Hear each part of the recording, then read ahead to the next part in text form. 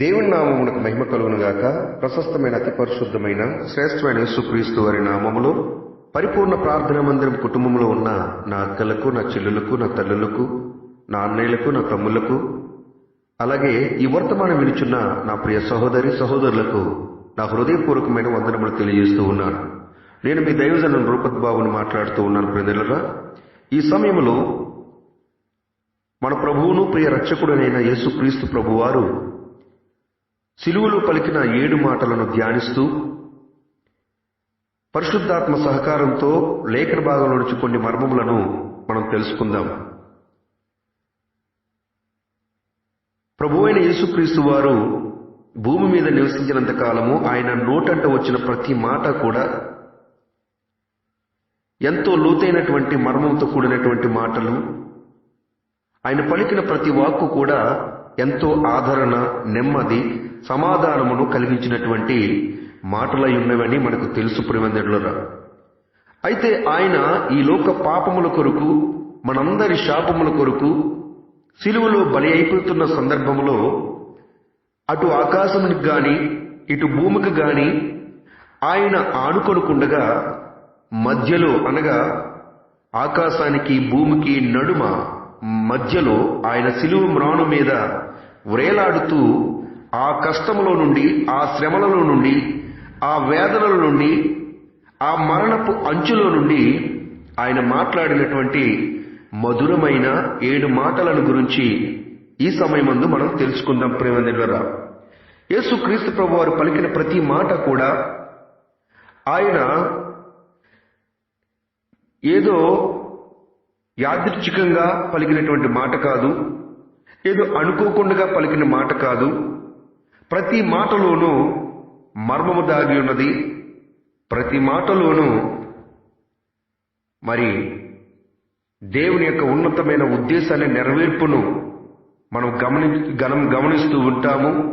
అలాగే ధర్మశాస్త్రం యొక్క నెరవేర్పును ఆయన యొక్క మాటలోను, క్రియలలోనూ మనం చూడటం అన్నది జరుగుతూ ఉంది. ప్రియమిత్రులారా, ఆయన పలికినటువంటి ఈ సిలువలో పలికిన 7 మాటలు కూడా మనం గమనిస్తే చాలా ఉన్నతమైన మాటలు. ప్రియమిత్రులారా, ఆయన మొట్టమొదటిగా పలికినటువంటి మాట క్షమాపణతో పలికినటువంటి మాట, క్షమాగుణమును వ్యక్తపరిచినటువంటి గొప్ప ఉన్నతమైన మాట. రెండవది రక్షణ కలిగించే మాట. మూడవది ప్రేమతో పలికిన మాట. 4వ మాట వేదనను తట్టుకోలేక వేదనను వ్యక్తపరిచినటువంటి మాట. 5వదిగా భరించలేని కష్టాన్ని ఆయన వ్యక్తపరిచినట్లుగా మనం అక్కడ కనబడుతూ ఉంటుంది. 6వదిగా విజయము సాధించినటువంటి ఆ యొక్క విధానాన్ని తెలుపుతున్నటువంటి మాట. 7వదిగా చివరిగా సంతృప్తికరమైనటువంటి మాట. ఆయన పలికినటువంటి ప్రతి మాటలోని గొప్ప ఉన్నతమైన మర్మము దాగి ఉంటుంది. ప్రియమిత్రులారా, మనం చూద్దాం. సిలువలో యేసుక్రీస్తు ప్రభువారు పలికినటువంటి మొట్టమొదటి మాట లూకా సువార్త 23వ అధ్యాయము 34వ వచనము గమనిద్దాం. యేసు, తండ్రి, వీరేమి చేయుచున్నారో వీరెరుగరు గనుక వీరిని క్షమించమని చెప్పాను. వారు ఆయన వస్త్రములు పంచుకొనుటకై చీట్లు వేసిరి. దేవునికి మహిమ కలుగును గాక. యేసుక్రీస్తు ప్రభు వారిని 2 దొంగలతో సహా ఈయనను కూడా సిలువ వేయడానికి ఆ రోమ సామ్రాజ్యము, రోమ ప్రభుత్వము అంగీకరించింది. అక్కడున్న ప్రజలందరూ కూడా ప్రభువును సిలువ వేయడానికి కేకలు వేస్తూ ఉన్నప్పుడు, ఏమో చెయ్యాలో తోయని పరిస్థితుల్లో ఆ ప్రభుత్వము ఇక ప్రజల మాటకే, ప్రజలకే ఆయనను అప్పగించినప్పుడు ఆ రోమా సామ్రాజ్యము ఆయనకు సిలువ వేయడానికి అంగీకరించింది. అయితే ఆ సందర్భంలో మనం గమనిస్తే అక్కడ 2 దొంగలు కూడా యేసుక్రీస్తు ప్రభువారితో ఉన్నారు. ప్రియమిత్రులారా, 2తో సమానముగా యేసుక్రీస్తు ప్రభువారికి కూడా సిలువను శిక్షగా ఆయనకు వేయడం జరుగుతూ ఉంది. ఇక్కడ మొట్టమొదటి మాటను మనం గమనిస్తే, తండ్రి వీరేమి చేయుచున్నారో వీరెరుగరు గనుక వీరిని క్షమించమని చెప్పాను. దేవునికి మహిమ కలుగునుగాక. అక్కడ రోమా సామ్రాజ్యము, ఆ ప్రభుత్వము యేసుక్రీస్తు ప్రభువారిని ఒక ఇద్దరు దొంగలతో సహా, ఈయన కూడా ఒక దొంగ అని, ఈయన కూడా ఒక నేరస్తుడని, ఈయన కూడా ఒక భయంకరమైనటువంటి ద్రోహి అని వారు పరిగణలోకి తీసుకుని వారితో సహా ఈయన కూడా సమానమైన శిక్షను వేయటాన్ని ప్రభువు వారికి తెలియకే, నేను పరిశుద్ధునని వారికి తెలియకే, నేను తండ్రి అయినటువంటి మన దేవునికి ఒక కుమారునని తెలియకే, పరమ తండ్రి పంపించగా ఈ లోకానికి నేను వచ్చానని వారికి తెలియకే, ఈ లోక పాపముల కొరకు నేను బలి అయిపోతున్నానన్న విషయము వీరికి తెలియకే, వీరు నన్ను ఈ దొంగలతో సహా శిక్ష వేస్తున్నారన్న ఉద్దేశాన్ని వ్యక్తపరచడానికి ప్రభువు తండ్రితో మనవి చేస్తూ ఉన్నాడు. ప్రియమందిరులారా, ఏమని మనవి చేస్తున్నాడంటే, తండ్రి వీరేమి చేయుచున్నారో వీరెరుగరు గనుక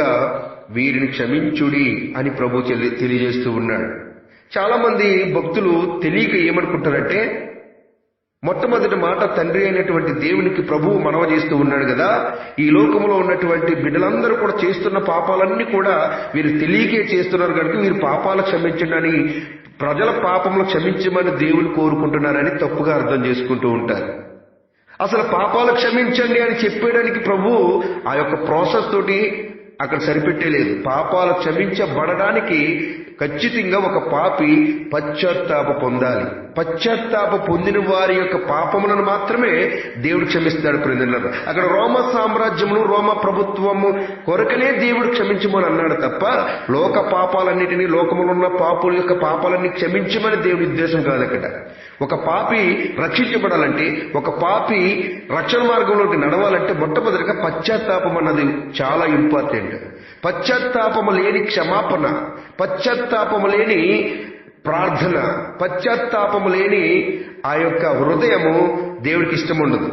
మొట్టమొదటిగా పశ్చాత్తాపడి, పాపముల నిమిత్తము పశ్చాత్తాపడి కన్నీళ్లు విడిచి రోధించి దుఃఖపడినప్పుడు ప్రభువు పాపాలను క్షమిస్తాడు. అయితే లోక పాపముల కొరకైతే మొత్తం లోకం పాపమంతా పోవడానికి ప్రభువు రక్తం కార్చడన్నది సత్యమైనప్పటికీ కూడా వ్యక్తిగత పాపము పోవాలి. ప్రతి ఒక్కరికి కూడా వ్యక్తిగత పాపం పోవాలంటే ఖచ్చితంగా పశ్చాత్తాపడాలి. ప్రియమందిరులారా, అయితే అక్కడ రోమా సామ్రాజ్యము, రోమా ప్రభుత్వం విధించిన శిక్షను ఆయన ఉద్దేశములో ఉంచుకుని వారిని బట్టి దేవునికి, పరమ తండ్రికి ఆయన తెలియజేస్తున్నాడు, అయ్యా తండ్రి వీరేమి చేయుచున్నారో వీరెరుగరు గనుక వీరిని క్షమించండి.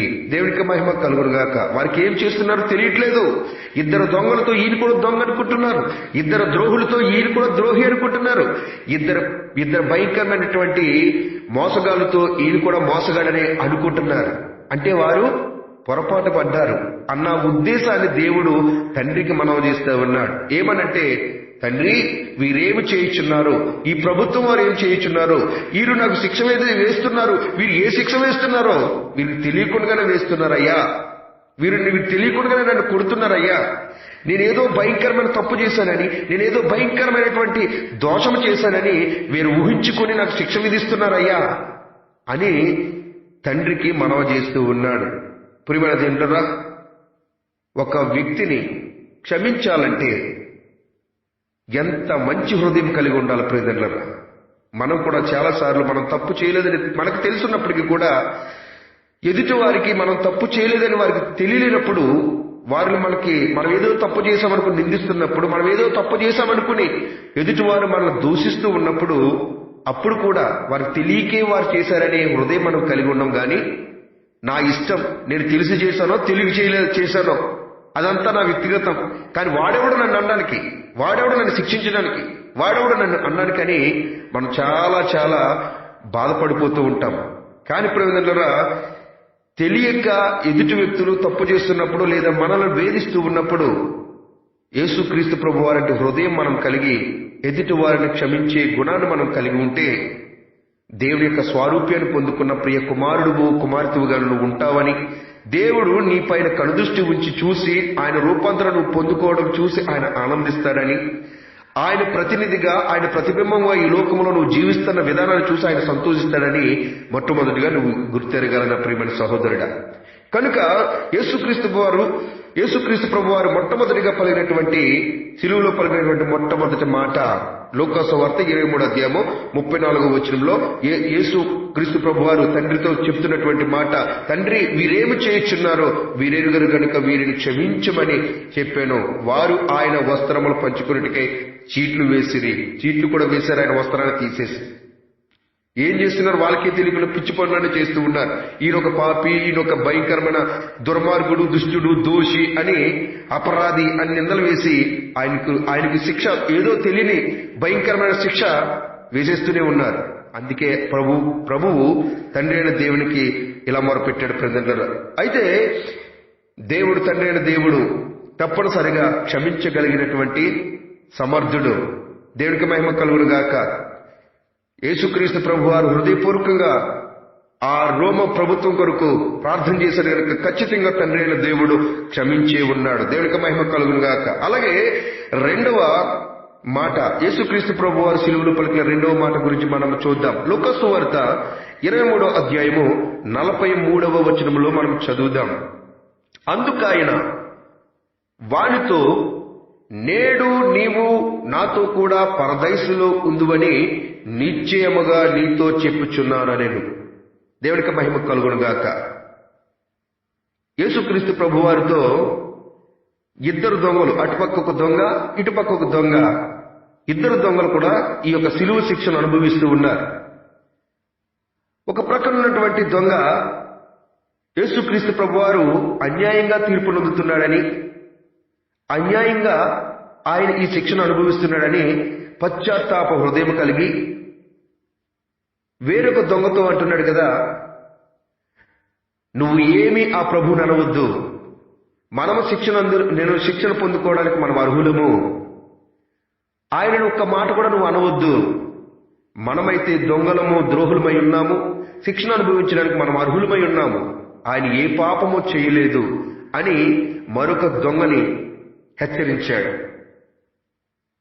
ఎందుకని హెచ్చరించాడంటే, ఒక ప్రక్కన ఉన్నటువంటి దొంగ ఏమంటున్నాడంటే, నువ్వు నిజముగా దేవుడి కుమారుడు అయితే, నువ్వు నిజముగా దేవుడివి అయితే, నువ్వు నిజంగా శక్తి కలిగిన వాడు అయితే నిన్ను నువ్వు రక్షించుకుని మమ్మల్ని కూడా రక్షించు అంటున్నాడు. దేవునికి మహిమ కలుగును గాక. కానీ మరొక దొంగ ఏమంటున్నాడు, ఈ ప్రక్కన ఉన్న దొంగ, నువ్వు అట్లా మాట్లాడొద్దు, అలా అనొద్దు, మనమైతే దొంగలము, ద్రోహులము, మనం ఈ శిక్ష పొందుకోవడానికి అర్హులమే గాని ఈయన ఏ పాపము ఎరిగినటువంటి దేవుడు, ఏ పాపము ఎరిగినటువంటి వాడు, ఈ శిక్ష ఈయనకి తగదు అని పశ్చాత్తాపడ్డాడు. అప్పుడు యేసుక్రీస్తు ప్రభు వారిని వేడుకుంటూ ఉన్నాడు ఆ దొంగ, అయ్యా నీ రాజ్యంలో నన్ను గుర్తు చేసుకోండి అయ్యా అని అన్నప్పుడు యేసుక్రీస్తు ప్రభు వారు పలికినటువంటి రెండో మాట ఇదే ప్రేందలరా. అందుకైన వారితో, అంటే ఆ దొంగతో ఏమంటున్నాడంటే, నేడు నీవు నాతో కూడా పరదైసులో ఉందువని నిశ్చయముగా నీతో చెప్పుచున్నాను నేను. దేవునికి మహిమ కలుగునుగాక. ఎంత అధికారము కలిగిన దేవుడు ప్రియమైనలారా. అతనికి బాప్తీసం అక్కడ అవసరమని అనిపించలేదు ప్రభువుకి. ఎందుకంటే బాప్తిస్మం తీసుకునే ఆ యొక్క అవకాశము ఆ దొంగకు లేదు. ఆ శిలువలోంచి దిగు వచ్చి బాప్తిసం తీసుకునే ఆ యొక్క అవకాశము ఆ దొంగకు లేదు. అయితే ప్రియమైన దేవుని బిడ్డలారా, అతను ధర్మకార్యాలు చేయలేదు. అతను ఇంతకు ముందు ఏ యొక్క ధర్మకార్యాలు గాని, ఏ యొక్క మంచి కార్యాలు గాని చేసి ఉండకపోవచ్చు. ఎందుకంటే అతను ఒక దొంగగా ఉన్నాడు గనుక, దొంగ అంటే ఒకరి దగ్గర దోచుకునేవాడు తప్ప ఒకరు పెట్టేవాడు కాదు గనుక అతను భయంకరమైనటువంటి దోషిగా గుర్తించబడ్డాడు.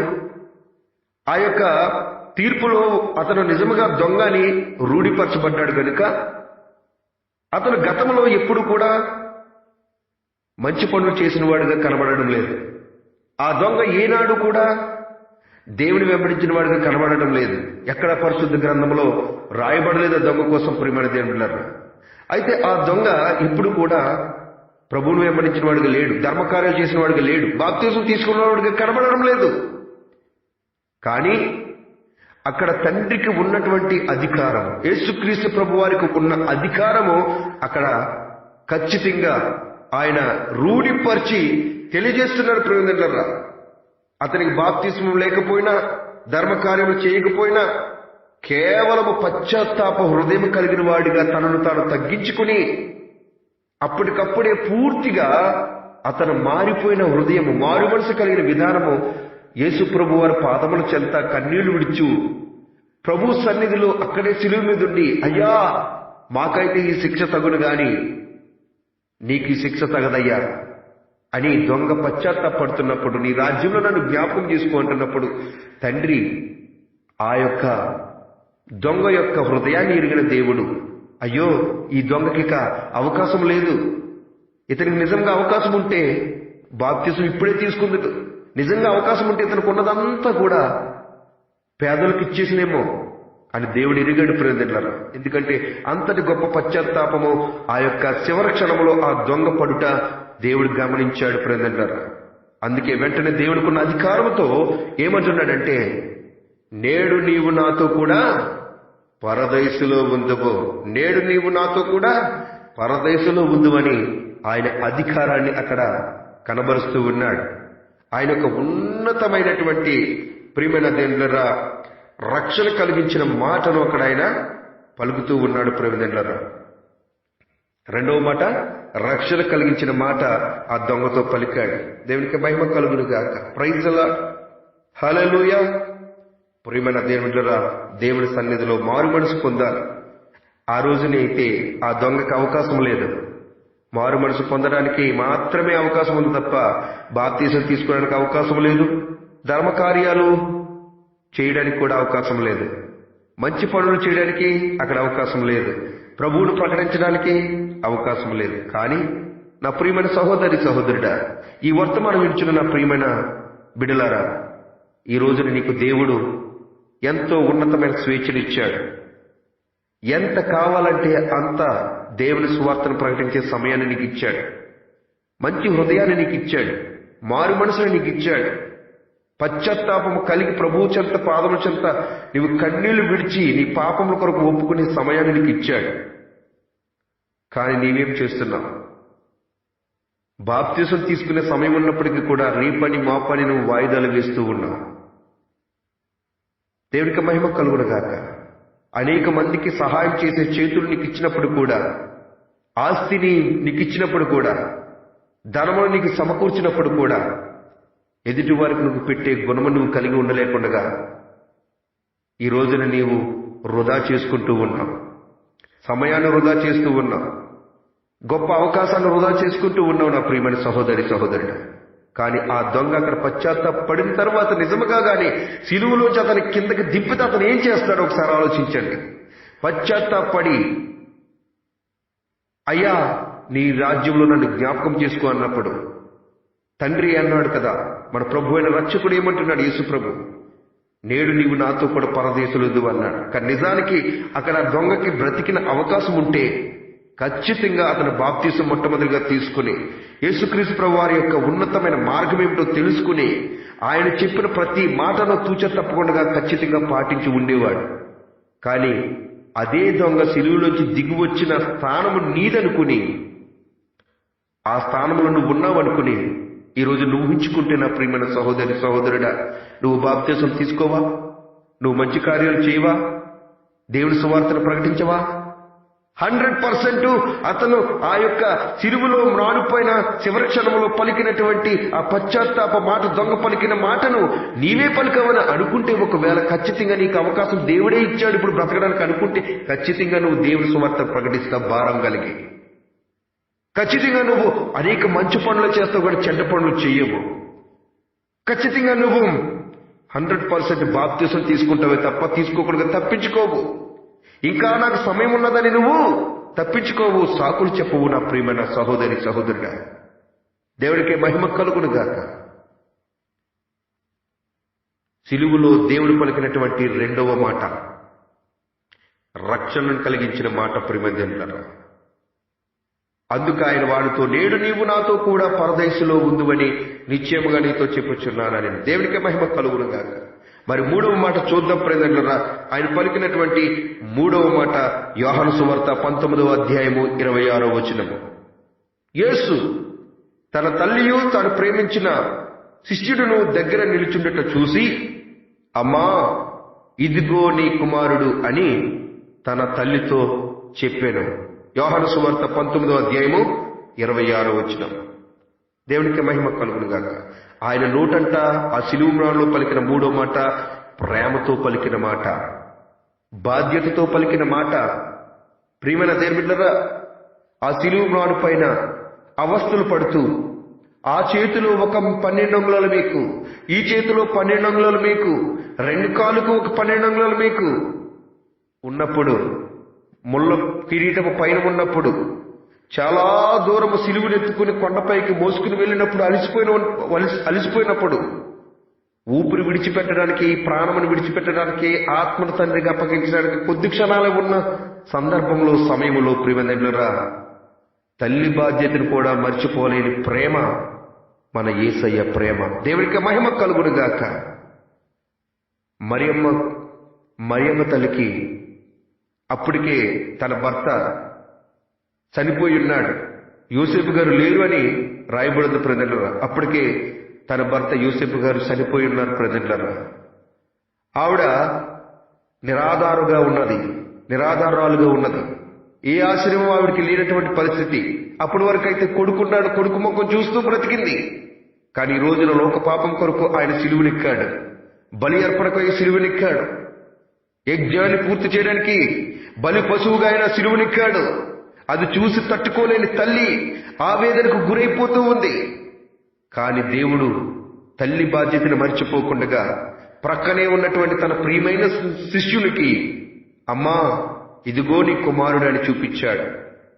ఆ పక్కన ఉన్నటువంటి శిష్యునికి చెప్పాడు, ఇదిగో నీ తల్లి అని శిష్యునికి చెప్పాడు. ప్రియమైన దేవుడా, అంత కష్టంలో ఉండి కూడా, చివరి క్షణంలో ఉండి కూడా, అంత వేదన అనుభవించి కూడా, రక్తమును కారుస్తూ కూడా తల్లి బాధ్యతను మర్చిపోలేని గొప్ప ప్రేమ యేసయ్య ప్రేమ. దేవునికి మహిమ కలుగును గాక. దేవునికి మహిమ కలుగును గాక. ఈ రోజున తల్లి కడుపును పుట్టినటువంటి కుమారులు ఎంత క్రూరంగా ఆలోచిస్తున్నారో తెలుసా ప్రియమందిరా? నా తల్లి తండ్రి త్వరగా చనిపోతే ఆస్తి మాకు త్వరగా వస్తుందని ఆలోచించిన భయంకరమైన క్రూరత్వం కలిగిన, భయంకరమైనటువంటి ఆలోచన కలిగిన కుమారులు లేకపోలేదు ప్రియమందిరా. నా తండ్రి ఎలాగా చనిపోయికి నా తల్లి కొడితే ఉన్న ముసలిదైపోయింది, ఈవిడ తీసుకెళ్లి వృద్ధాశ్రమంలో జాయిన్ చేసేస్తే నా భార్య, నేను, నా పిల్లలు ఎంజాయ్ చేసుకోవచ్చు చక్కగా ఇంట్లో అని తల్లిని దూరంగా పెట్టాలని ఆలోచించే దుర్మార్గపు ఆలోచన కలిగిన కుమారులు లేకపోలేదు ప్రియమందిరా. కానీ నా యేసయ్య అంత కష్టకాలంలో కూడా సిలువ పైన వేలాడుతూ తల్లి బాధ్యతను మర్చిపోకుండా, అమ్మా ఇదిగో నీ కుమారుడు, శిష్యుడితో అంటున్నాడు, ఇదిగో నీ తల్లి అని బాధ్యతను అప్పగించాడు ప్రియమందిరా. దేవుడికి మహిమ కలుగును గాక. ఎందుకంటే తల్లికి ఖచ్చితంగా ఒక గూడు అవసరం, పోషణ అవసరం అని తెలుసు ప్రియమందిరా. ఇదిగో నీ తల్లి అని అక్కడ అప్పగించాడంటే ఆ తల్లి, ఆ శిష్యుడికి తల్లి పూర్తిగా తల్లిగానే ఉండాలని కాదు, గాని తల్లికి నువ్వు చేయవలసినటువంటి బాధ్యతలను తప్పనిసరిగా నువ్వు కుమారుడుగా ఉండి చెయ్యాలని అర్థం. ఇదిగో నీ కుమారుడని అప్పగించాడంటే నీ కుమారుడు నిన్ను పోషిస్తాడు, నిన్ను పెంచుతాడు, నీకు ఆదరణగా ఉంటాడని తల్లికి చూపించాడని అర్థం. అంతేగాని తప్పుగా అర్థం చేసుకోకుండా మాటలు. ఇదిగో నీ తల్లి అన్నప్పుడు లోకానికంతటికీ ఆవిడ తల్లిగానే దేవుడిచ్చాడని అపార్థం చేసుకోకండి. లోకానంతటికీ ఆవిడ తల్లిగా దేవుడు ప్రకటించలేదు ప్రియమందిరా. శిష్యులకు మాత్రమే తెలియజేశాడు. ఎందుకంటే ఆమె మానవరాలుగా ఉంది గనుక, ఆమెకు పోషణ అవసరం గనుక, ఆమెకు భర్త లేడు గనుక అప్పటికి ఖచ్చితంగా ఆమెను చూసుకోవడానికి ఒక బాధ్యత కలిగిన కుమారుడు కావాలని శిష్యుడిని కుమారుడుగా అప్పగించాడు. దేవుడికి మహిమ కలుగును గాక. ప్రియమైన దేవుళ్ళరా, అంత కష్టకాలంలో ఉన్న తల్లి బాధ్యతను మర్చిపోలేని గొప్ప ప్రేమ కలిగినటువంటి మహోన్నతుడు మన దేవుడు. దేవుడికి మహిమ కలుగును గాక. ఆయన సిలువలో ఉండి పలికినటువంటి మూడవ మాట, యేసు పలికిన మాట, తన తల్లియు తాను ప్రేమించిన శిష్యులను దగ్గర నిలుచుండట చూసి, అదిగో అమ్మా, ఇదిగో నీ కుమారుడు అని తన తల్లితో చెప్పాను. ప్రేమిందన్నారా?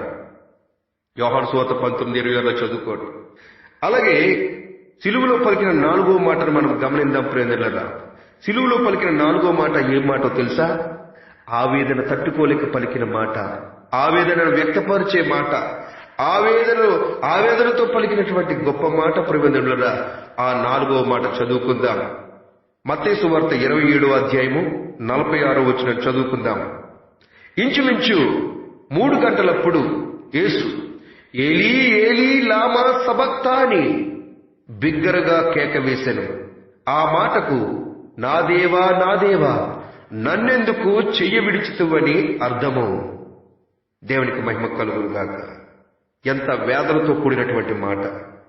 ప్రియమైన దేవుని బిడ్డలారా, అప్పటి వరకు కూడా దేవుడు తన కాంతిని యేసుక్రీస్తు ప్రభువారు అనగా ఆయన అద్వితీయ కుమారుడైన మన రక్షకుడు, మన ప్రభువును, మన రక్షకుడైన యేసుక్రీస్తు ప్రభువారి మీద తండ్రి అయినటువంటి దేవుని ముఖ కాంతి ఉంటా ఉండేది. ఆయన ఏమి చెబితే అది చేయడానికి దేవుడు, మన తండ్రి అయిన మన ప్రభువును రక్షకుడైన యేసుక్రీస్తు ప్రభువారు అలా ఎదురు చూస్తూనే ఉండేవాడు. కాని ప్రియమైన ఆ సమయంలో ఇంచుమించు 3 గంటలప్పుడు తండ్రి అయిన దేవుడు ఆయన చేయి విడిచాడు. ప్రియమైన ఆయన చేయి విడిచాడు. ఎందుకు చేయి విడిచాడు? ఎందుకు యేసుక్రీస్తు ప్రభు వారి యొక్క చేయిను తండ్రి విడిచాడు అంటే, తండ్రికి పాపం మీద ఉన్నటువంటి భయంకరమైన కోపము, మండుతూ ఉన్నటువంటి అగ్ని జ్వాలలు, మండుతూ ఉన్నటువంటి కోపము. ప్రియమైన దేవులరా, దేవుడు చేయి విడిచాడు. ముఖకాంతిని కూడా ఆయన పైన ప్రకాశింప చేయలేదు. ఎందుకంటే పాపం మీద ఉండే దేవుని కోపమును యేసు అనుభవించాడు. దేవునికి పాపం మీద ఉండే ఆ కోపాన్ని యేసుక్రీస్తు ప్రభు వారు అనుభవించాలి అక్కడ. ఎందుకంటే దేవునికి పాపం అంటే మహా అసహ్యం. దేవునికి పాపం అంటే మహా భయంకరమైన కోపము. దేవునికి పాపం అంటే చాలా చాలా భయంకరమైనటువంటి విరోధము. అందుకోసమే మనందరి పాపములను భుజంలో పెట్టి మోసినటువంటి యేసుక్రీస్తు ప్రభువారు ఆయన పాపముగా మన కొరకు మార్చబడ్డాడు. ఆయన ఎవరో తెలుసా? పరలోకమందు బంగారపు వీధుల్లో సంచరించి ప్రజ్వలమైన అగ్నిజ్వాలల మండుతున్నటువంటి తేజోవంతమైనటువంటి కాంతివంతమైనటువంటి కోటు సూర్యుల కాంతివంతమైనటువంటి వెలుగు అయినటువంటి యేసుక్రీస్తు ప్రభువారు తండ్రి మాట చొప్పున మన పాపముల కొరకు, మన శాపముల కొరకు పాపముగా మార్చబడి ఈ లోకానికి వచ్చి ఉన్నాడు. ప్రజలు, మనిషి కుమారుడు ఈ లోకానికి వచ్చాడు, మన కొరకు పాపంగా మార్చబడ్డాడు. ఆ శిలువ పైన ఉన్నది ఏమిటో తెలుసా? యేసుక్రీస్తు ప్రభువారు సరిగ్గా కనబడుతుంది, కానీ అదంతా కూడా మన పాపమే. మన పాపంగా ఉన్నటువంటి ఆ పాపానికి శిక్ష విధించబడాలి. మన పాపంగా కనబడుతున్న ఆ శరీరానికి శిక్ష విధించబడాలి. ఆ పాపానికి శిక్ష విధించినప్పుడు దేవుడి కనికరం ఉండకూడదు. ఆ పాపానికి శిక్ష విధించేటప్పుడు దేవుడి కాంతి ప్రకాశింపబడకూడదు. ఆ పాపానికి శిక్ష విధించబడినప్పుడు దేవుడి కనికరం ఉండకూడదు. దేవుడి చేయి అందించకూడదు. అందుకే దేవుడు చేయి విడిచాడు. దేవుడు చేయి విడవకపోతే యేసుక్రీస్తు ప్రభువారు అక్కడ శిలువలో మరణించకపోయినేమో. దేవుడు అక్కడ చేయి విడవకపోతే ఆయన కాంతి ఆయన ముఖము మీద ప్రకాశించినప్పుడు ఎవరు ఏమి చేయలేకపోదురేమో. అక్కడ పాపముగా మార్చబడ్డాడు దేవుడు. యేసుక్రీస్తు ప్రభువారు మనందరి పాపమును మోసి కేవలం పాపముగా మార్చబడ్డాడు ఆ శిలువ మ్రాను పైన. అందుకే దేవుడు ఆయన ముఖ కాంతిని ఆయన మీద ప్రకాశింపలేదు. అందుకనే ఆయన ఆ పాపపు చేయిని అనగా యేసుక్రీస్తు ప్రభువారు చెయ్యిని ఆ శిలువలో వేలాడుతున్న మన పాపమును మూటకట్టిన మోస్తున్న దేవుడు ఆ బలి పశువును దేవుడు చెయ్యి విడిచాడు. దేవునికి మహిమ కలుగునుగాక. అప్పుడు ఆ వేదనతో తండ్రి అయిన మన రక్షకుడైన యేసుక్రీస్తు ప్రభువారు సెలవిస్తున్నటువంటి మాట ఏంటో తెలుసా? ఏలీ ఏలీ లామా సబక్తాని బిగ్గరగా కేక వేశాడు. ఏలీ ఏలీ లామా సబక్తా అంటే అర్థం ఏంటంటే, నా దేవా నా దేవా నన్నెందుకు చేయి విడిచావు అన్నాడు. ప్రియమైన దేవుని బిడ్డలారా, దేవుడికే మహిమ కలుగును గాక. దేవుడికే మహిమ కలుగును గాక. నిజముగా ఆయన చేయి విడవకపోతే, నిజముగా ఆయన చేయి విడవకపోతే ఆయనకు నొప్పి తగలకపోయినేమో, బాధ కలగకపోయినేమో, ఆయన మరణించకపోయినేమో. ప్రియమైన నా దేవుని బిడ్డలరా, ఆయన చేయి విడిచాడు. దేవుడికి స్తోత్రం. అందుకనే ఆ యొక్క 4వ మాట చాలా వేదనతో యేసుక్రీస్తు ప్రభువారు ఆ సిలువ మ్రాణు మీద పలకటం జరిగింది. ప్రియమైన దేవునిరా, 5వ మాట, ఆయన పలికినటువంటి 5వ మాటను మనం గమనిద్దాం. యోహాను సువార్త 19వ అధ్యాయము 28వ వచనంలో చూస్తే, అటు తరువాత సమస్తమును అప్పటికి సమాప్తమైనదని యేసు ఎరిగి లేఖనము నెరవేర్చున్నట్లు నేను దప్పిగొనుచున్నానెను. దేవుడికి మహిమ కలుగును గాక. 5వ మాట శ్రమతో కూడినటువంటి మాట, భరించలేని కష్టాన్ని వ్యక్తపరిచిన మాట, భరించలేని కష్టాన్ని వ్యక్తపరిచినటువంటి శ్రమతో కూడినటువంటి మాట 5వ మాట. ఆ మాట ఏంటంటే, ప్రియమైన దేవుళ్ళరా, అటు తరువాత సమస్తమును అప్పటికి సమాప్తమైనదని యేసు ఎరిగి లేఖనము నెరవేరునట్లు నేను దప్పిగొనుచున్నానని. ఈ రోజున ఆ సిలువ మ్రాణుపైన ఆయన దప్పికొనడానికి గల కారణం ఏంటంటే, ప్రియరా, మనం ఎన్నడూ కూడా దప్పికొనకూడదని, మన నోరు ఎండిపోకూడదని, మనం ఎల్లప్పుడూ కూడా జీవజల ధారలు మన నోట్లో ఉబుకాలని ఆయన అక్కడ సిలువ మ్రాణు మీద దప్పికొనడం అన్నది జరిగింది. ప్రియరా, దీనికి చాలా లేఖన భాగాలు చాలా ఉన్నాయి. అవన్నీ కూడా చెప్పడానికి సమయం లేదు ఇప్పుడు. ప్రియరా, ఆయన జీవజలై ఉన్నాడని, ఉబుకుతున్న ఊటై ఉన్నాడని, మనం ఎల్లప్పుడూ కూడా దప్పి గొనని వారిగాను, దాహము గొనని వారిగాను ఉండాలని ఎన్నో లేఖన భాగాలు పరిశుద్ధ గ్రంథంలో తేట తెల్లముగా ఉన్నాయి. ప్రకటన గ్రంథంలో అయితే అంటున్నాడు కదా ప్రభు, అయితే అక్కడ ఎన్నడను ఆకలి గాలి దప్పిక గాలి ఉండదని ప్రకటన గ్రంథంలో తెలియజేస్తూ ఉన్నాడు. ఆ విధమైన స్థితి మనకు కావాలంటే ఇక్కడ ఈ సిలువ మ్రాణు పైన పాపులుగా ఉన్నటువంటి మనశిక్షణ ఆయన అనుభవిస్తున్నాడు కనుక అక్కడ దాహము తీరాలి, అక్కడ దాహము ఆయనకు వేయాలి, దాహం ఆయనకు ఖచ్చితంగా తీరాలి. ప్రేమదేంట్లరా, అక్కడ దప్పికొన్నాడు. తీరు కోసం దప్పికొన్నాడు అంటే మనం ఎన్నడూ కూడా ఈ దాహం మనం కలిగి ఉండకూడదని, జీవ జల ధారలు మన నోటంటే ఉబికి రావాలని, మనం హృదయంలో నుంచి పొంగి పొరలాలని దేవుడికి ఎల్లప్పుడూ కూడా మనము సంతృప్తికరమైనటువంటి జీవితాన్ని కలిగి ఉండాలని, ఏ విధమైన భయంకరమైన దాహాన్ని మనం కలిగి ఉండకూడదని దేవుడు అక్కడ దాహము కొనటం జరిగింది. ప్రేమదేంట్లరా, దేవుడికి మహిమ కలుగును గాక. అందుకే అక్కడ దప్పికొనుచున్నాను అని 5వ మాటగా అక్కడ తెలియజేస్తూ ఉన్నాడు. ప్రియదేంట్లరా, ఇక 6వ మాట మనం చూద్దాం. 6వ మాట ఏమిటయా అంటే విజయముతో కూడినటువంటి మాట, జయమును వ్యక్తపరిచినటువంటి మాట. దేవుడికి స్తోత్రం కలుగును గాక. 6వ మాట యోహాను సువార్త 19వ అధ్యాయము 29-30 వచనాల్లో గమనిస్తే మనం అక్కడ తెలియజేయబడుతుంది కదా, సిరకతో నిండి ఉన్న ఒక పాత్ర అక్కడ పెట్టి ఉండెను గనుక వారు ఒక స్పాంజీ సిరకతో నింపి ఇస్సోపు పుడకకు తగిలించి ఆయన నోటికి అందించిరి. 30వ వచనం, యేసు ఆ చిరక పుచ్చుకొని సమాప్తమైనదని చెప్పి తల వంచి ఆత్మను అప్పగించెను. దేవునికి మహిమ కలుగును గాక. Praise the Lord. అక్కడ విజయంతో కూడినటువంటి మాట ప్రేమినదేంటారా, విజయంతో కూడినటువంటి మాట అక్కడ మనకు కనబడతా ఉంది. దేవునికి మహిమ కలుగును గాక. చూసారా, 6వ మాట, సిరకతో నిండి ఉన్న ఒక పాత్ర అక్కడ పెట్టి ఉండిన కనుక వారు ఒక స్పాంజీ సిరకతో నింపి ఇస్సోపు పుడకకు తగిలించి ఆయన నోటిగా అద్దించిరి.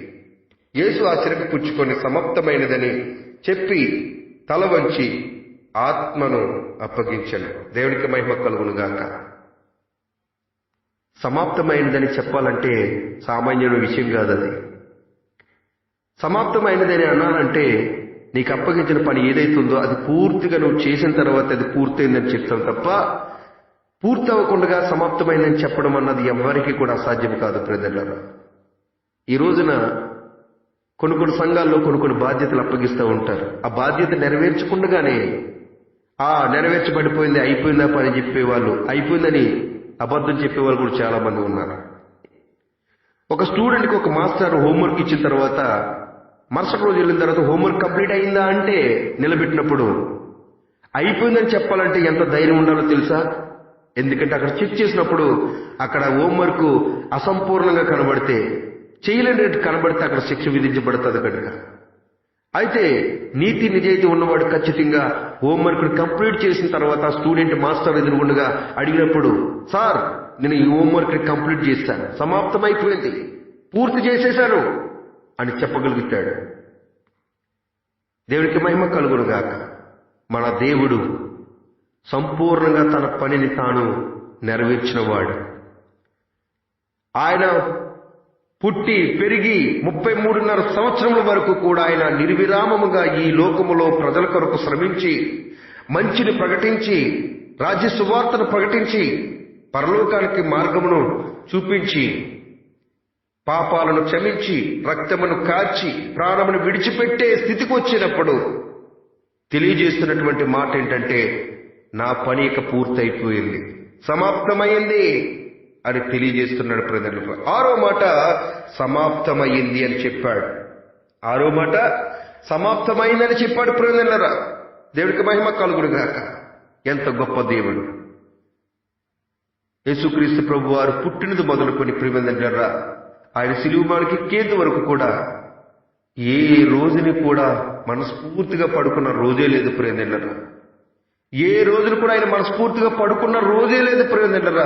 నిర్విరామంగా కష్టపడుతూ రాత్ర పగలు మధ్యాహ్నము ప్రార్థన చేసుకుంటూ, ఎండనక వాననక ఆయన సువార్తను ప్రకటిస్తూ, అనేక మందిని బలపరుస్తూ, గుడ్డువారికి కుంటువారికి, భయంకరమైన వ్యాధిగ్రస్తులకు స్వస్థతనిస్తూ, చనిపోయిన వారిని తిరిగి లేపుతూ ఆయన మానవాళి కొరకు నిర్విరామంగా శ్రమించాడు ప్రియమందరా. ఆయనకు అప్పగించిన పనిని సంపూర్ణం చేసి ఆయన సమాప్తమైందని దేవుడికి తెలియజేస్తున్నాడు ప్రియమందరా. ఈ రోజున నీకు నాకు అప్పగించిన పనులను మనము సంపూర్ణం చేయగలుగుతూ ఉన్నామా? యథార్థంగా చేయగలుగుతూ ఉన్నామా? దేవుడు మనకు అప్పగించిన బాధ్యత మనం చేయగలుగుతున్నామా అని ప్రశ్నిస్తే దాంట్లో 1%, 2% పని కూడా మనం పూర్తి చేసి ఉండకపోవచ్చు ప్రియమందరా. దేవుడు నీకు ఇచ్చిన తలంతులను పరిపూర్ణంగా దేవుని కొరకు వాడుతున్నావా అంటే అది నువ్వు స్వార్థానికి ఈ రోజున వాడుతూ ఉన్నావు ప్రియమందరా. చాలా మందికి సంగీతం వాయించడం నేర్చుకుంటారు ప్రియమందరా దేవుని బిడ్డలు. అది సంగీతానికి కాకుండా వ్యాపారానికి వాడే వాళ్ళు చాలా మంది ఉన్నారు. డబ్బు సంపాదనకు వాడే వాళ్ళుగా ఉన్నారు. పాటలు పాడే వరాన్ని దేవుడిస్తే దేవుడి బిడ్డగా నువ్వు జీవిస్తావంటే ఆ పాటలు పాడే వరాన్ని నువ్వు ఎలా ఉపయోగిస్తావంటే లోకానుసారమైన ఆశల కొరకు, లోకానుసారమైనటువంటి తృప్తి కొరకు, డబ్బు కొరకు, ధనాపేక్ష కలిగి నువ్వు వాడుకుంటూ ఉంటావు. ఈ రోజు నీకు మంచి చదువును దేవుడు నేర్పించి పేదరికంలో నుంచి ఉన్నతమైన స్థితిలోకి దేవుడు తీసుకుని వెళ్ళి నిన్ను గొప్ప ఉన్నతమైన స్థితిలో దేవుడు నిన్ను ఉంచితే, ఒక పేదరికంలో నుంచి ఒక భయంకరమైనటువంటి స్థితిలో నుంచి, ఎందుకు పనికిరాలేనటువంటి దౌర్భాగ్య స్థితిలో నుంచి నేను ఉన్నతమైన స్థితిలో దేవుడు నేను తీసుకుని వెళ్ళి పైన ఉంచితే ఆ స్థితిని నువ్వు దేనికి ఉపయోగిస్తావో తెలుసా? చిన్ననాటి తన నుంచి దేవుడు నిన్ను ఉన్నతముగా పెంచి పోషించాడన్న విషయాన్ని మర్చిపోయి నీ స్వార్థం కోసం, ధనాపేక్ష కోసం నువ్వు దాన్ని ఉపయోగించుకుంటావు. ధనార్జన కోసం దాన్ని ఉపయోగించుకుంటూనే ఉన్నావు తప్ప నీ స్థితిగతులను నువ్వు స్మరణకు తెచ్చుకొని దేవుని కొరకు నీకు అప్పగించిన టాలెంట్ను, నీకు అప్పగించినటువంటి బాధ్యతను దేవుని కొరకు నీవు నెరవేర్తించింది 1% ఉంటుందంతే ప్రియమైన దేవునులరా. కానీ యేసుక్రీస్తు ప్రభువారు ఏ పని మీద అయితే ఈ లోకానికి వచ్చాడో ఆ పనిని సంపూర్ణం చేశాడు, సమాప్తమయ్యింది అని చెప్పాడు. ఆ కెపాసిటీ ఈ రోజున ఈ వర్తమానం వినిచిన నా ప్రియమైన సహోదరుడు నీకుందా అని దేవుడు ప్రశ్నిస్తూ ఉన్నాడు. కానీ నిన్ను కూడా ఆ స్థితిలోనికి దేవుడు రావాలని కోరుకుంటున్నాడు, చూడాలని ఆశపడుతూ ఉన్నాడు. ప్రియమైన దేవుళ్ళరా, దేవునికి మహిమ కలుగును గాక. 6వ మాటగా ఆయన సమాప్తమైందని చెప్పగలిగాడు. 7వ మాట చూద్దాం ప్రియమైన. 7వ మాట లూకాసు వార్త 23వ అధ్యాయము 46వ వచనములో గమనిస్తే, అప్పుడు యేసు గొప్ప శబ్దముతో కేకవేసి, తండ్రి నీ చేతికి నా ఆత్మను అప్పగించుకొనుచున్నానెను. ఆయన ఇలాగూ చెప్పి ప్రాణము విడిచెను. దేవుడికి మహిమ కలుగును గాక. ప్రియమైన దేవుళ్ళరా, 7వ మాట, చివరి మాట, ఉన్నతమైన మాట, సంతృప్తినిచ్చే మాట. ఆ మాట ఏంటో తెలుసా? తండ్రి, నీ చేతికి నా ఆత్మను అప్పగించుకొనుచున్నానని. ఎంత ఉన్నతమైనటువంటి గొప్ప దేవుడు! ప్రియమైన దేవుళ్ళరా, అన్ని శ్రమలు పొందాడు. ఒక రొట్టె తయారు చేయాలంటే పిండిని ఏ విధంగా పిసికితే రొట్టె అవుతుందో ఆ విధంగా ఆయన నలగగొట్టబడ్డాడు. దేవుడికి మహిమ కలుగునుగాక. అందుకే ఈ రోజున బల్ల కార్యక్రమంలో రొట్టె తీసుకుంటాం మనం. దేవుడు తీసుకోమన్నాడు, రొట్టె విరచమన్నాడు. ఎందుకంటే రొట్టెను తయారు చేసినప్పుడు ఏ విధముగా నలగొట్టబడతావు, నలగొడితే నీకు రొట్టె అవుతుందో, చపాతి చేసినప్పుడు, రోటీ చేసినప్పుడు, పరోటా చేసినప్పుడు పిండిని ఏ విధంగా గట్టిగా నొక్కితే, పిసికితే, దాన్ని గుద్దితే, దాన్ని బాదితే అప్పుడు నీకు చపాతీ రొట్టి ఏ విధంగా అవుతుందో, ఒక పోలిక వస్తుందో, ఒక రుచికరమైన ఆహారం వస్తుందో, ఆ విధంగా ఆయన నీ కొరకు నా కొరకు ఒక పిండి ముద్దలాగా నలగొట్టబడ్డాడు అక్కడ. దేవుడికి మహిమ కలుగునుగా. భయంకరంగా నలగొట్టిన తర్వాత, భయంకరంగా ఆయనకు ముళ్ళ కిరీటాన్ని గుచ్చిన తర్వాత 12 అంగుళాల మేకులు 3 చోట్ల, ఆ చేతిలోను ఈ చేతిలోను 2 కాళ్ళకును, అరికాలకు, కాళ్ళు పైనుంచి 2 కాళ్ళకు 3 మేకులను ప్రక్కన బల్లెము పోటు పురేందరా. ఆయన మరణించడం లేదు తెలుసుకోండి, టెస్టింగ్ కోసం బల్లెము పోటు పొడిచారు తర్వాత. అయితే ప్రేందలు ఇంత శ్రమ పొందిన తర్వాత కూడా ఆయన ఏం చేస్తున్నాడంటే, ఇక్కడ గొప్ప ఉన్నతమైనటువంటి కార్యాన్ని మీరు చూస్తారు. చూడండి, తండ్రి, నీ చేతికి నా ఆత్మను అప్పగించుకొనుచున్నాను.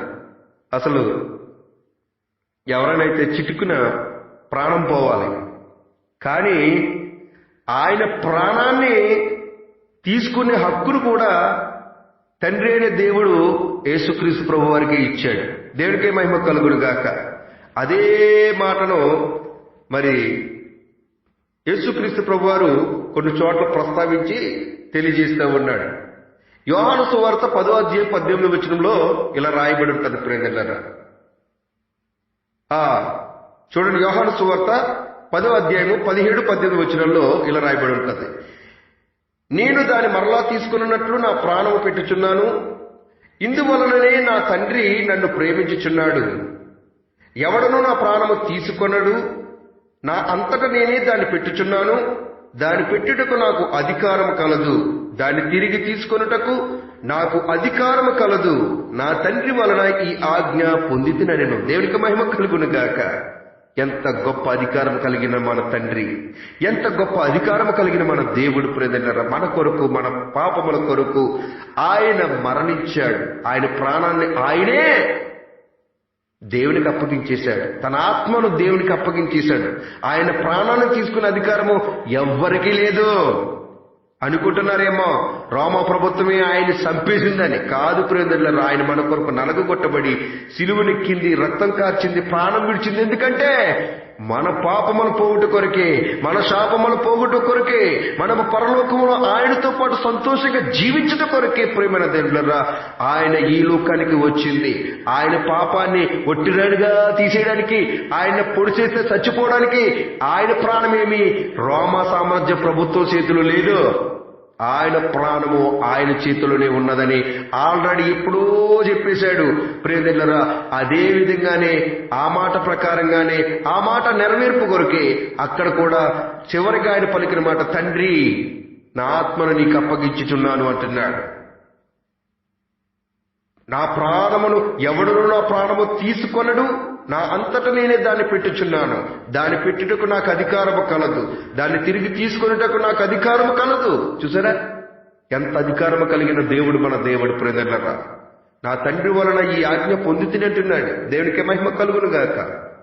అందుకోసమే మన తండ్రి అయినటువంటి మన ప్రభువును రక్షకుడైన యేసుక్రీస్తు ప్రభువారు చివరిగా పలికిన మాట ఏంటయ్యా అంటే, అప్పుడు యేసు గొప్ప శబ్దంతో కేకవేసి, తండ్రి నీ చేతికి నా ఆత్మను అప్పగించుకొనుచున్నాను నేను. ఆయన ఇలాగ చెప్పి ప్రాణం విడిచాడు. ఎప్పుడు విడిచాడు ఆ ప్రాణాన్ని? చెప్పి ఆయనకు అప్పగించి విడిచిపెట్టాడు. ప్రాణాన్ని అప్పగించే అధికారము కూడా యేసుక్రీస్తు ప్రభువారే కలిగి ఉన్నాడు తప్ప వేరొకరు ఆయన ప్రాణాన్ని తీయలేకపోయారు, అప్పగించలేకపోయారు. ప్రేదెల్లరా, ఇది ఈ మర్మాన్ని మీరు తెలుసుకోవాలి. దేవుడికి మహిమ కలుగును గాక. అయితే ప్రియమైన ఈ యొక్క 7 మాటల ద్వారా మనం ఏమి సాధించాము, ఏమి పొందుకున్నాము, ఏమి సంపాదించుకున్నామయ్యా అంటే, ఈ రోజున నా ప్రియమైన సహోదరి సహోదరుడా, నీవు మొట్టమొదటి మాట ద్వారా క్షమాగుణాన్ని నువ్వు కలిగి ఉండాలి. దేవుని వలె అక్కడ ఎప్పుడైతే మొట్టమొదటి మాట దేవుడు మరి యొక్క సిలువలో పలికినప్పుడు, వీరేమి చేయుచున్నారు, వీరెరుగురు కనుక వీరు క్షమించమని ఎలా క్షమాపణతో క్షమాగుణం కలిగి దేవుడు పలికాడు, అలాగే నీ పగవారిని, నీ శత్రువులు కూడా క్షమించే గుణాన్ని ఈ వర్తమానం వినుచున్న నా ప్రియమైన సహోదరి సహోదరులారా మీరందరూ కూడా కలిగి ఉండాలని కోరుకొనుచూ ఉన్నాడు ప్రభువు. అలాగే రెండవదిగా, మరి రెండవ మాటగా మనం నేర్చుకున్నది, నీవు నాతో కూడా పరదేశంలో ఉందివని నిశ్చయముగా నీతో చెప్పుచున్నానని చెప్పాడు. ఆ యొక్క దొంగకైతే ఆయన కిందకి దిగి బాప్తీసం తీసుకునే ఆ స్వేచ్ఛ లేదు, ఆ యొక్క అవకాశం లేదు. నీకైతే ఈ రోజున బాప్తీసం తీసుకోకుండా ఈ వర్తమానం వినుచుంటూ ఉంటే నా ప్రియమైన సహోదరి సహోదరుడా, తప్పనిసరిగా నీవు బాప్తీసం త్వరగా తీసుకోవడానికి నీవు వేగిరపడాలని నేను ఈ రోజు తెలియజేస్తూ ఉన్నాను. దేవుడే నీతో మాట్లాడుతూ ఉన్నాడు. కనుక ప్రియమైన నా దేవుని బిడ్డ, ఈ రోజున నీకు అవకాశం ఉంటే మంచి పనులు చేయి, అవకాశం ఉంటే త్వరగా బాప్తీసం తీసుకుని దేవుని ముద్ర వేసుకో, అవకాశం ఉంటే ప్రార్థన చేయి, అవకాశం ఉంటే ఇంకనూ దేవుని సువార్తను ప్రకటించు. ఇది రెండవ మాటలోంచి మనం నేర్చుకున్నటువంటి గొప్ప ఉన్నతమైన భావం. మూడవ మాట, ఎంత కష్టంలో ఉన్నా, ఎంత వేదంలో ఉన్నా తల్లి యొక్క బాధ్యతను మర్చిపోకుండా తల్లి బాధ్యతను నెరవేర్చిన వాడు. నీవు కూడా ఈ రోజున తల్లి తండ్రి బాధ్యతను మర్చిపోకుండా తప్పనిసరిగా నువ్వు ఎన్ని కష్టాల్లో ఉన్నా, ఎన్ని ఇబ్బందుల్లో ఉన్నా, ఎన్ని వేదనలో ఉన్నా తల్లి తండ్రి బాధ్యతను నీవు మర్చిపోకూడదు. నీకు కన్న తండ్రిగా ఉన్నటువంటి వారి బాధ్యతను మర్చిపోకూడదు. నీకు ఆత్మీయ తండ్రిగా నీకు ఉన్నటువంటి తండ్రి బాధ్యతను మర్చిపోకూడదు. ఒక దైవజనుడిగా నీకు ఒక బాధ్యతను అప్పగిస్తే దైవజనుడి బాధ్యతను నువ్వు మర్చిపోకూడదు. ఒక ఆత్మీయ తండ్రి నీకుంటే, బాప్తిసం ఇచ్చి అభిషేకం చేసినటువంటి వారు ఉంటే వారి బాధ్యతను నువ్వు మర్చిపోకూడదు. నీ గురువుగా నిన్ను ప్రయోజకులు చేసిన వారుగా ఉంటే గురువు యొక్క బాధ్యతను నువ్వు మర్చిపోకూడదు. ప్రియమైన నా దేవుని బిడ్డ, ఈ వర్తమానం ద్వారా నువ్వు నేర్చుకోవాల్సినటువంటి గొప్ప ఉన్నతమైన సందేశం ఇదే, ఉన్నతమైనటువంటి జ్ఞానం ఇది. ప్రియమైన దేవుని బిడ్డరా, అయితే 4వ మాటగా ప్రియమైన దేవుని బిడ్డరా, అక్కడ ఏలీ ఏలీ లామా సబక్తా అని బిగ్గరగా కేక వేసి ఆ మాటకు నా దేవా నన్నెందుకు చెయ్యి విడిచితివి అన్నప్పుడు ప్రభువు తండ్రి అయిన దేవుడు ముఖకాంతిని ఆయన పైన ప్రకాశింపనివ్వలేదు, ఆయన చెయ్యి విడిచాడు. అలాగే కొన్ని సందర్భాల్లో తండ్రి అయిన దేవుడు కూడా, ప్రభువు కూడా నిన్ను చెయ్యి విడిచిన సందర్భాలుగా కనబడుతున్న అనేకమైన శోధనలు, ఇబ్బందులు, ఇరుకులు నీకు ఎదురవుతూ ఉన్నప్పుడు నా ప్రియమైన సహోదరుడా, తండ్రి అయినటువంటి దేవుడిని నువ్వు దూషించకూడదు. తండ్రి అయిన దేవుడు ఎప్పుడు ఏది చేసినా గొప్ప ప్రణాళికతోనూ గొప్ప ఉద్దేశంతోనూ దేవుడు చేస్తూ ఉంటాడు. కనుక నీకు కలిగిన శోధనలో, నీకు కలిగిన ఇబ్బందుల్లో పూర్తిగా నన్ను దేవుడు విడిచిపెట్టేశాడు అని అనుకోవద్దు. ఒకవేళ విడిచిపెట్టిన సమయం వచ్చింది అంటే ఖచ్చితంగా అక్కడ ఒక ఉన్నతమైన కార్యం జరగడానికని నువ్వు ఎరగాలి. అప్పుడు కూడా విశ్వాసాన్ని కోల్పోకుండా తండ్రితో సాంగత్యం చేస్తూ తండ్రితో సహవాసం చేస్తూ ఉండాలి తప్ప ఏ రోజుని కూడా ప్రాణం పోయినప్పటికీ కూడా ప్రభువుని మాత్రం దూషించకూడదు, ప్రభువుతో సహవాసాన్ని విడిచిపెట్టకూడదు. ఆయన గొప్ప దేవుడు, మంచి దేవుడై ఉన్నాడు. మన ప్రభువును ప్రియ రక్షకుడైనటువంటి దేవుడు ఈ లోకాన్ని ఎంతో ప్రేమిస్తున్నాడు. ప్రేమించరా, ఈ లోకమును ఎంతో ప్రేమిస్తున్నాడు వాక్యం ఉన్నది కదా. కనుక ఈ లోకాన్ని ఆయన చూస్తూ ఉన్నాడు. కనికర సంపన్నుడు, నిత్యుడైన తండ్రి, సమాధానకర్త, అద్వితీయ సత్యదేవుడు, నిన్న నేడు రేపు ఏకరీతిగా ఉన్నవాడు, సమాధిని గెలిచి లేచినవాడు, మన మధ్యన ఉన్నవాడు, సత్యదేవుడు, మహోన్నతుడు, సర్వాధికారి, అభిషేకము కలిగినవాడు, అభిషక్తుడు, రక్షకుడు. ప్రియమైన దేవుళ్ళరా, నిన్న నేడు రేపు ఏకరీతిగా ఉన్నవాడు, ఈ లోకానికి వెలుగై ఉన్నవాడు. నువ్వు చీకట్లో ఉంటే నువ్వు గమ్మున నువ్వు రావాల్సింది ఈ వెలుగు దగ్గరికే. నీకు ఆశీర్వాదం కావాలన్నా, వెలుగు కావాలన్నా వీళ్ళ దగ్గరికే రావాలి. ప్రియమైన నా దేవుని బిడ్డ, అందుకోసమే ఎన్ని శోధనలు వచ్చిన, కష్టం వచ్చిన, దేవుడు నిన్ను చేయి విడిచిన సమయం వచ్చిందని అనుకున్నా కూడా ఏ రోజును కూడా దేవుని తప్పు పట్టొద్దు. ప్రియమైన దేవుని బిడ్డ, దేవుడు దూషించే పరిస్థితులు నీకు ఏర్పడేంతగా వచ్చినవి, వచ్చేటట్టుగా చేసేవి సాతానుగాడే తప్ప దేవుడు కాదు. ఒకవేళ దేవుడే నిన్ను ఒకవేళ పరిశోధిస్తే, శోధిస్తే కూడా నువ్వు ఏనాడు కూడా దేవుడు దూషించకూడదు. ఏ సమయంలో కూడా ఆయన చేయి విడిచాడు అనే సందర్భం నీకు కలిగినప్పుడు కూడా, మనసులో ఆ భావం వచ్చినప్పటికీ కూడా ప్రభువు ఒక ఉద్దేశంతోనే కార్యం చేస్తాడు తప్ప నేను విడిచిపెట్టాలని కాదు అని ఈ యొక్క వర్తమానం ద్వారా నువ్వు తెలుసుకోవాలన్న ప్రియమైన సహోదరి సహోదరుడా, దేవుడు ఈ రోజున నీతో మాట్లాడుతూ ఉన్నాడు. ప్రియమైన నా దేవుని బిడ్డలారా, అయితే ప్రియమైన బిడ్డలారా, ఐదవదిగా మనం చూస్తే, ఐదవ మాటను బట్టి మనం నేర్చుకోవాల్సింది ఏంటంటే, అంతా కూడా సమాప్తమైందని దేవుడు ప్రియమైన బిడ్డలారా నెరవేర్చాడు. దప్పికొన్నాడు, అక్కడ దప్పికొన్నాడు. జీవజలము మనకి ఇవ్వడానికి దప్పికొన్నాడు. కనుక జీవజల దారాలు మనకి ఎక్కడ దొరుకుతున్నాయో అక్కడే ఉండాలి తప్ప ఎండిపోయిన మావుల దగ్గర నువ్వు ఉండకూడదు. ఎండిపోయిన ఎడారంలో నువ్వు పరిగెట్టకూడదు. ఏ రోజులు కూడా జీవజలములు దొరికే చోటే నువ్వు ఉండాలని దేవుడు కోరుకుంటున్నాడు. ప్రేమిలారా, నువ్వు ఎల్లప్పుడూ సంతృప్తికరమైనటువంటి జీవజలములు పొందుకుంటూ నీ యొక్క హృదయంలో నుంచి, నీ యొక్క మరి నోటిలో నుంచి జీవజల దారాలు ప్రవహించాలని దేవుడు కోరుకుంటున్నాడు తప్ప ఎండిపోయినటువంటి ఎడారంలో నువ్వు నివసించాలని గాని ఎండిపోయినటువంటి చోట నువ్వు ఉండాలని అనుకోవటం లేదు. అందుకని కీర్తన గ్రంథంలో మొదటి అధ్యాయంలో రాస్తున్నాడు కదా, ఆయన నిన్ను మరి పచ్చని చెట్టు వలె, ఆకువాడక తన కాలమందు ఫలమిచ్చే చెట్టు వలె ఆయన ప్రవహించే జీవజలము యొద్ద నిన్ను నాటుతానంటున్నాడు. నీటి కాలువ వారి యొద్ద, నీటి కాలువ వారున నిన్ను నాటుతానంటున్నాడు. కనుక ఎప్పుడు కూడా నువ్వు ఉబుకుతున్నటువంటి జీవజల ఊటల యొద్దనే ఉండడానికి ఇష్టపడాలంటే దేవుడి వాక్యానికి, అలాగే పరిశుద్ధుల సహవాసానికి నీవు సమీపంగా ఉండాలి తప్ప దూరం అయిపోకూడదు అని ఈ యొక్క వర్తమానం ద్వారా నువ్వు నేర్చుకోవాల్సినటువంటిది గొప్ప జ్ఞానము. ప్రియమైన దేవుడి బిడ్డలారా, అలాగే ఆరోదుగా మరి సమాప్తమైందని దేవుడు తెలియజేశాడు. అలాగే నీకు అప్పగించినటువంటి నీ టాలెంట్ ఏదైతే ఉందో, అది ఏ టాలెంట్ అయినా, వర్తమానములను అది అనగా ఉపదేశములు ఇచ్చే టాలెంట్ అయినా, పాటలు పాడే టాలెంట్ అయినా, మరి మ్యూజిక్ వాయించే టాలెంట్ అయినా, వర్తమానం చెప్పే టాలెంట్ అయినా, మరి పరిచర్య చేసే టాలెంట్ అయినా, ఏ తలంతు నీలో ఉన్నప్పటికీ కూడా ఆ తలంతును నువ్వు సంపూర్ణంగా నీ జీవితకాలంలో పరిపూర్ణంగా దేవుడికి అంకిత భావంలో చేసి సమాప్తం చేశాను అని, నా యొక్క పరుగును తుదముట్టించానని పౌలు ఏ విధంగా చెప్పాడు, ఆ విధంగా నువ్వు చెప్పేటట్లుగా యేసుక్రీస్తు ప్రభువారు సమాప్తమైందని ఎంతో సంతృప్తికరమైనటువంటి విజయబేరిని మోగించే మాటలు తెలియజేశాడు. ఆ విధంగా నువ్వు చెప్పాలని ఈ రోజున వర్తమానం ద్వారా దేవుడు నీతో మాట్లాడుతూ ఉన్నాడు నా ప్రియమైన సహోదరి సహోదరుడా. అలాగే చివరి మాట, ఆయన ఆత్మను ఆయనకు అప్పగించాడు. ప్రియమైన నీవు కూడా ఈ రోజున నీ యొక్క శరీరం, నీ యొక్క సజీవ యాగముగా నీ ప్రాణాత్మ శరీరంలో నువ్వు బ్రతుకుండగానే ప్రభువుకు సమర్పించి ప్రభు యొక్క పాత్రగాను పనిముట్టుగాను నువ్వు వాడబడాలని దేవుని యొక్క గొప్ప ఉద్దేశమై ఉన్నది. ప్రేమదల్లరా, కాబట్టి ఈ యొక్క 7 మాటలు యేసుక్రీస్తు ప్రభు వారు సిలువలో పలికిన 7 మాటల ద్వారా ఎంతో గొప్ప ఉన్నతమైన ఉద్ఘాతాన్ని, ఎంతో గొప్ప ఉన్నతమైనటువంటి తాత్పర్యమును, భావమును, గొప్ప జ్ఞానమును నీవు పొందుకోవాలని ప్రభు ఈ రోజున మీ దైవజనుడు రూపద్భావనైన నన్ను మరుగుపరిచి ఈ రోజున దేవుడు నీతో మాట్లాడుతూ ఉన్నాడు. ఈ మాటలను అంగీకరించిన బిడ్డలందరూ కూడా ప్రభువును స్తుతించి ఈ మాటల ద్వారా మీరందరూ బలపరిచి అనేక మందిని ఇంకను బలపరిచేటట్లుగా వర్తమానం అనేక మందికి పంపించాలని ప్రేమతో మనవి చేస్తూ ఉన్నాను. వినికిడిలో ఈ వాక్యములను, ఈ మాటలను దేవుడు దీవించి ఆశీర్వదించునుగాక.